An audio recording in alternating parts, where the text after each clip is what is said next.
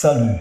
Une congruence modulo n. On demande de déterminer tous les antinaturels tels que A6 qui est égal à n carré moins 2n moins 3 soit toujours divisible par 7. Donc, on veut les antinaturels pour qu'en calculant ça, nos résultats soient toujours un multiple de 7. Pour cela, nous allons utiliser le tableau des restes dans la congruence modulo 7. Bien, alors, voilà le tableau. Nous allons donc procéder à son remplissage. Alors, pour comprendre un peu comment ça va se passer, je prends par exemple en modulo 2. Lorsqu'on est en modulo 2, par exemple, 5 est représenté par 1 parce qu'on divise 5 par 2. Le reste, c'est combien? Le reste, c'est 1. Alors, 6 est représenté par 0. Pourquoi? Parce que 0 est le reste de la division euclidienne de 6 par 2.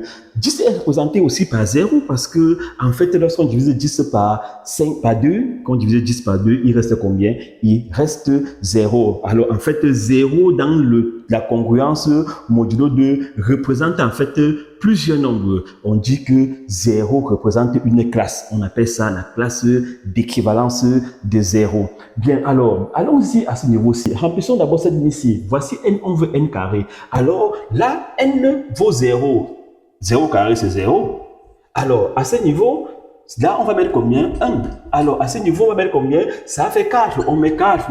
À ce niveau, ça fait combien? Ça fait 9. Mais quand on divise 9 par 7, il reste combien? Il reste 2. Là, ça va faire combien? 16. Quand on divise 16 par 7, il va rester combien? Il va rester 2. Alors, ici, c'est de la même manière. Voilà donc pour cette ligne-ci. Alors, maintenant, pour la troisième ligne, on va faire quoi? On va faire 2 fois n plus 3. Comme par exemple ici, là, n vaut 0. Il va donc rester combien ici, là? Là, c'est 3. Là, ça fait combien? 5. 5 est plus petit que 7, donc on écrit directement.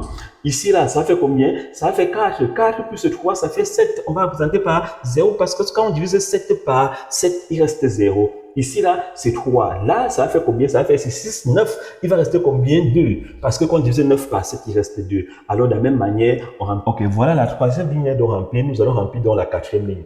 Pour avoir donc A, on va faire quoi? On va faire n carré moins ceci. Donc, on va faire ça moins ça. N'oubliez pas qu'on ne prend que les restes. Donc, on va faire 0 moins 3. 0 moins 3, ça donne moins 3. Est-ce qu'on va mettre moins 3 ici là? Non, parce que nous sommes avec quoi? Nous sommes avec les restes. Un reste n'est jamais négatif. Donc, on va prendre moins 3 divisé par combien? Divisé par 7. Il va combien de fois? Il va moins une fois. Moins 1, ça fait moins 7. Et on met tout l'opposé ici, là, ça fait 7. Donc, là-bas, ça va donner 4. Donc, on va mettre 4 ici, là. On va faire pareil pour les autres. Ok, donc voilà, c'est là bien rempli. Nous allons donc déduire le résultat. On a demandé de faire quoi? On a demandé de déterminer les entiers n pour lesquels donc ceci-là est toujours divisible par 7. Alors, la dernière ligne du tableau ci nous permet de rapidement voir cela. Comme par exemple à ce niveau-ci, nous voyons qu'il y a 0 ici là. Ça veut dire qu'en fait que si on prend n sous la forme ci, alors ceci sera un multiple de combien? De 7. Ou si on prend n sous la forme ci, je vois que 3 ci n'est qu'une classe d'équivalence. Donc 3 représente plusieurs nombres à modulo 7. Par exemple, 3 représente d'abord 3 lui-même. 3 aussi représente 10. Par exemple, 3 représente 17. Donc, 3 en fait représente toute une classe. Alors, cela voudrait dire qu'ici, la même chose pour 6. 6 représente quoi? 6 représente 15. 6 représente 22 par exemple. Donc, 6 représente plusieurs nombres en fait. Nous sommes en modulo 7. Bien, alors, ça veut donc dire que quelle est donc la forme des nombres n pour que ceci soit un multiple de combien? De 7. On va donc écrire ceci. D'après la dernière ligne du tableau, c'est cette dernière ligne-ci, A est divisible par 7 si et seulement si, n est écrit sous quelle forme? C'est ici là, donc sous la forme 7k plus 3, c'est-à-dire nous sommes ici là où n est écrit sous la forme quoi? 7k plus combien? Plus 6. Je prends un cas simple. Si vous prenez n égale par exemple à combien? Je vais prendre sous la forme ci. Prenons par exemple 24.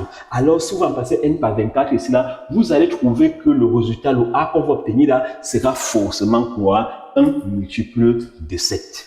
Ok.